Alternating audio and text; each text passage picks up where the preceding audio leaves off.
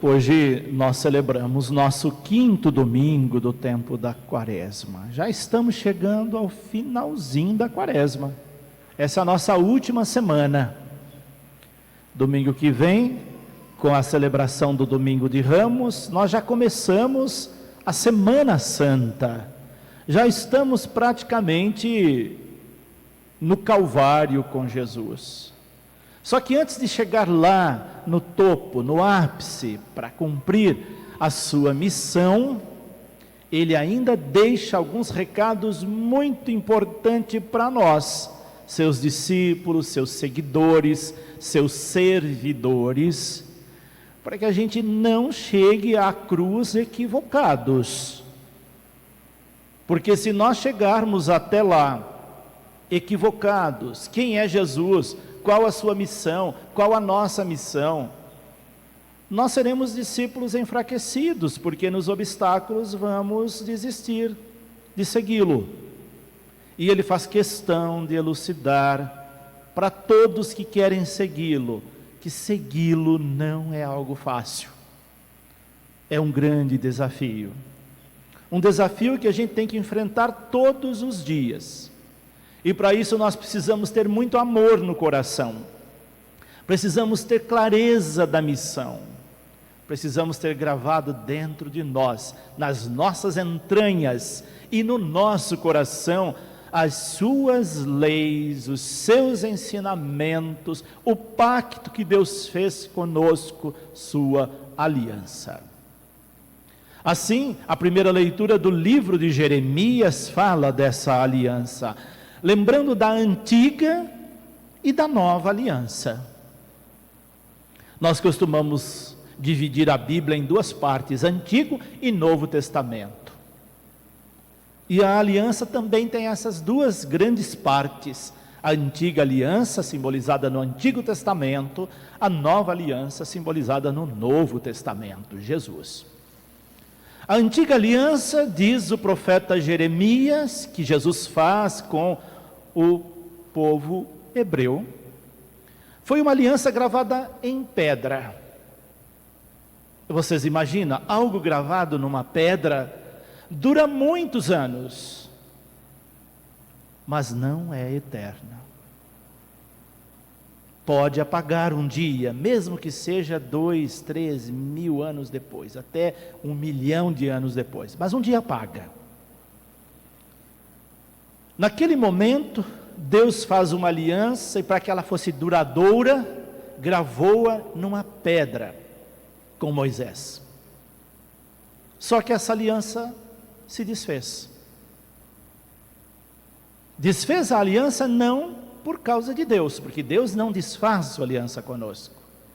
Desfez a aliança porque uma das partes não foi fiel. Por que a gente tem o símbolo da aliança num casamento? Lembrando a aliança que Deus fez com a humanidade. Duas partes que precisam ser fiéis. Se uma das partes não for fiel a essa aliança, o que acontece com o casamento?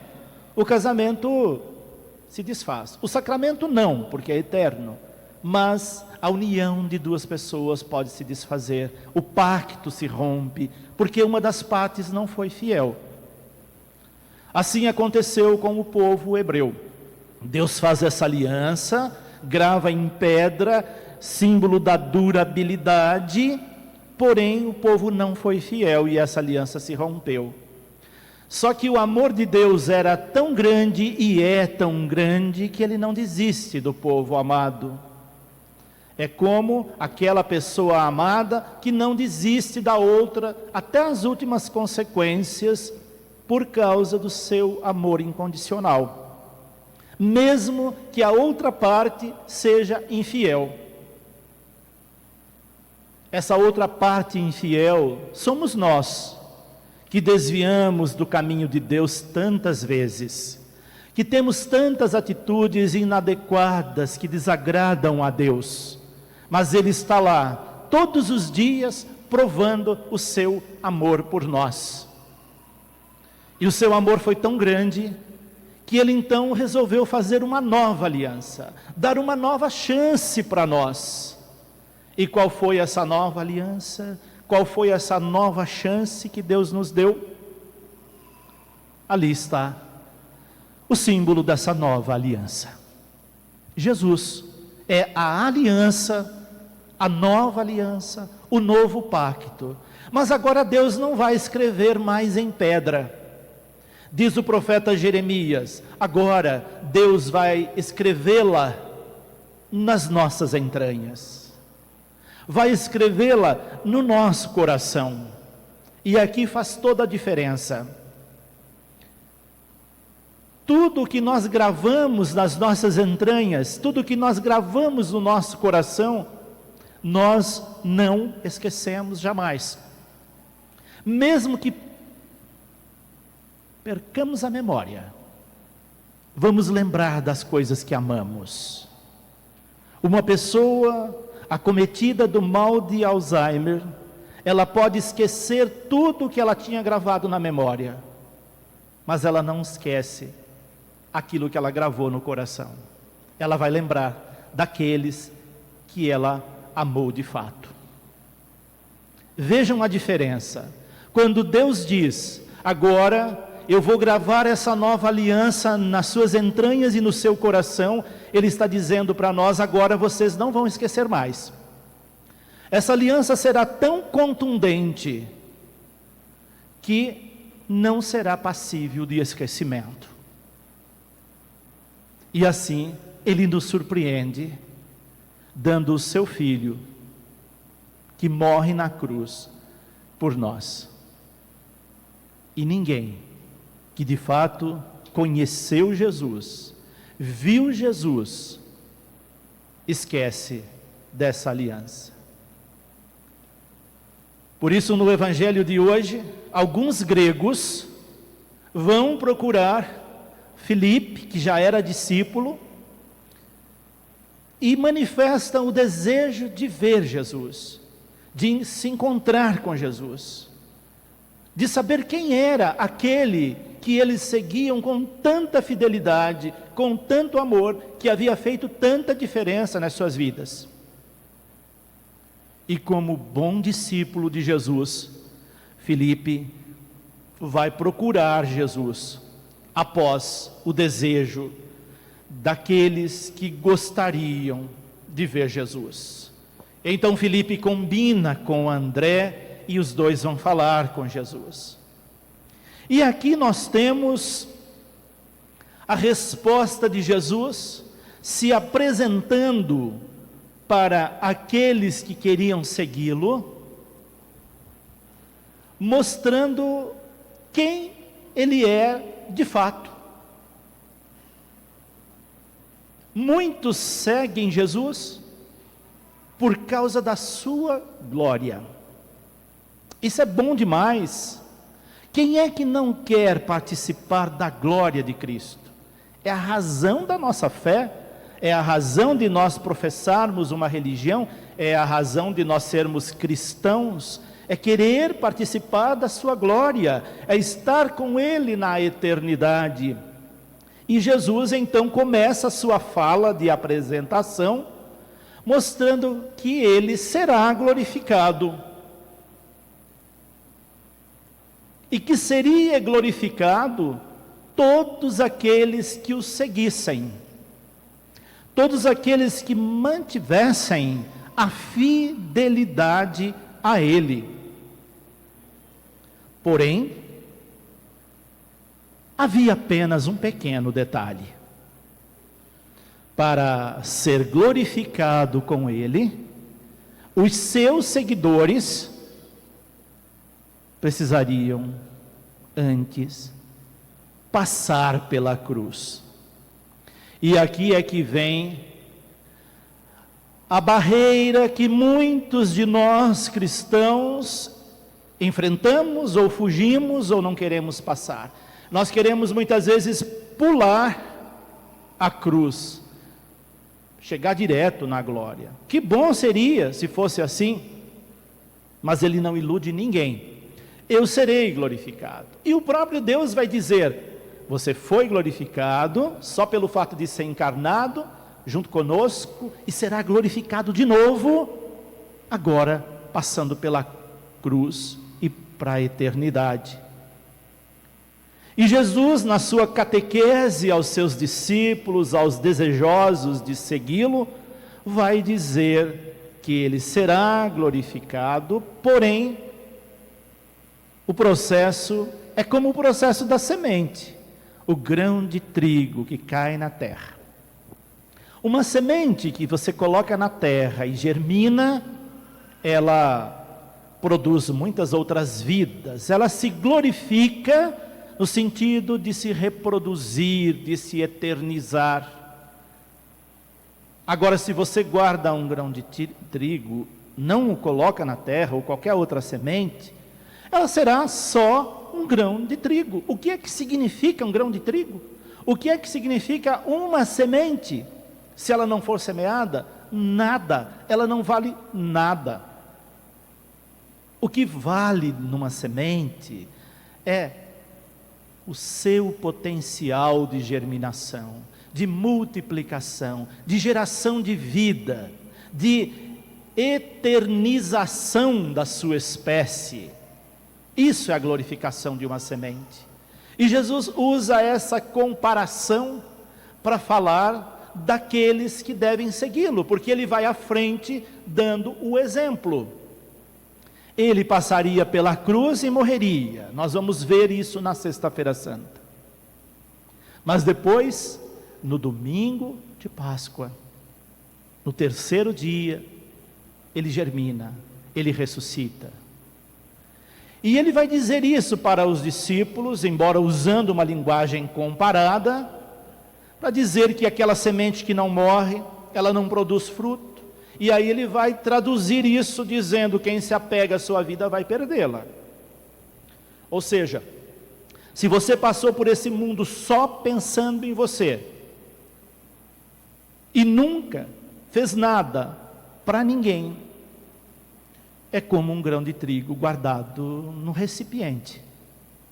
Agora, se você gastou sua vida ajudando a outros, sabendo que além de você existem tantas outras pessoas, tantas outras situações que precisam de você, gastou sua vida, você foi como o grão de trigo colocado na terra e que germinou. Por isso Jesus vai dizer que quem se apega à sua vida perde-a. Mas quem faz pouca conta de sua vida nesse mundo, fazer pouca conta da vida nesse mundo, não significa você não se cuidar, não se amar. Significa você fazer tudo isso, porque a sua vida é muito valiosa para a vida de outras pessoas. Quando a gente toma consciência de que nós somos importantes para outros, a nossa vida se recobre de significado. O dia que você pensar, ou imaginar, ou acreditar: olha, eu não sirvo para nada e para ninguém, então você já pode morrer. Mas enquanto você souber que para alguém, ou para outras pessoas, você é importante, a sua vida tem significado. E é isso que dá sentido à nossa vida. Por isso Jesus fala de não fazer pouca conta da vida, significa dedicar para os outros, para as outras pessoas. E aí então ele vai mostrando com muita clareza que aquele que quer segui-lo deve servi-lo, e aquele que o serve, ele estará presente em cada ato de serviço dessa pessoa. Onde ela estiver servindo, Jesus está ali com ela. Jesus está presente quando você visita um doente. Jesus está presente quando você ajuda alguém a superar uma dificuldade. Jesus está presente com você quando você doa alguma coisa para alguém que está precisando. Jesus está com você em cada gesto de amor que você fizer para uma outra pessoa, gratuitamente. Ali Jesus se revela. Cada gesto desses são epifânicos, ou seja, Jesus se manifesta. E às vezes nem todos percebem, porque esses atos são muito singelos. Quando você visita alguém num hospital ou numa residência, doente, enfermo, ou vai levar a Eucaristia para aquela pessoa, é só você e aquela pessoa e Deus que estão vendo. Ninguém está vendo. Mas isso basta, porque Deus está ali e isso basta. Se nós tivermos essa consciência, nós não vamos precisar propagar nossos atos, mas ficamos felizes e satisfeitos, porque nesses gestos anônimos, Deus se revelou em toda a sua grandeza. Isso Jesus vai dizer para aqueles que querem segui-lo, e Ele vai dizer para cada um de nós, como disse: alguém me serve, meu Pai o honrará. Você é honrado por Deus cada vez que você faz um gesto desse, que revela Deus. Depois de dizer tudo isso, Jesus vai manifestar a sua angústia. Portanto, não fiquem preocupados se em algum momento da sua vida você também se sentir angustiado. Até Jesus se angustiou. Nesses momentos tão difíceis que nós estamos vivendo, quantas pessoas estão angustiadas? Quantos de nós não nos angustiamos quando a gente vê anunciado o número de mortos que estão tendo aí pelo mundo afora? Quem que não se angustia com isso? Quem que não fica temeroso com tais situações, diante da vulnerabilidade da vida? Jesus também ficou angustiado. E ele pergunta: mas o que eu vou dizer? Vou pedir para Deus me livrar desta hora? Vamos pedir para Deus nos livrar deste momento? Mas ele diz: isso seria incoerente, porque foi exatamente para isso que eu vim. Eu vim para enfrentar as cruzes do mundo. E nós estamos no mundo para enfrentar as cruzes do mundo, que são tantas. Então, quando nos sentimos angustiados, não é para desanimar, é para nos sentirmos encorajados nele. E assim nós vamos ver as coisas com um novo olhar, com uma maneira diferente. Jesus, na sua oração, pede que o Pai o glorifique. Mesmo sabendo que ele já tinha sido glorificado, ele nunca desiste de pedir isso. E Deus responde. Deus responde cada vez que nós pedimos que Ele venha ao nosso socorro. E Deus lembra: eu já te glorifiquei, mas eu vou te glorificar de novo. E diga isso para os seus. E Ele transmite isso para nós. Mas às vezes nós não entendemos a sua voz, a sua maneira dele transmitir. Alguns pensaram que era um trovão, outros pensaram que era um anjo. Quantas vezes a gente não consegue ler os sinais de Deus na nossa vida? Interpretamos de outra maneira. Mas Deus não desiste de falar conosco. Deus não desiste de dar sinais para nós de que Ele está presente. Basta um pouquinho de sensibilidade e nós vamos perceber Deus no meio das piores desgraças do mundo. Deus está ali dizendo para nós: não desista, eu estou com você. E é esse o recado que Ele dá para nós às vésperas da Semana Santa. Não desistamos, não desanimemos, sigamos firme com Ele, vamos passar pela cruz com Ele, e vamos chegar à glória cumprindo o seu caminho. Então, a partir de domingo que vem, e agora já nessa semana, vamos nos preparando para a Semana Santa, com esse espírito de passar pela cruz e chegar à glória da ressurreição, e Ele vai nos fortalecer. Ele vai nos dar palavras acertadas para nós, quando formos levar uma palavra a quem estiver desanimado, nós tenhamos a palavra certa para reanimar aqueles que estão amedrontados, desencorajados, porque Ele nos deu essa palavra. É o que nos mostra a liturgia desse 5º e último domingo da Quaresma.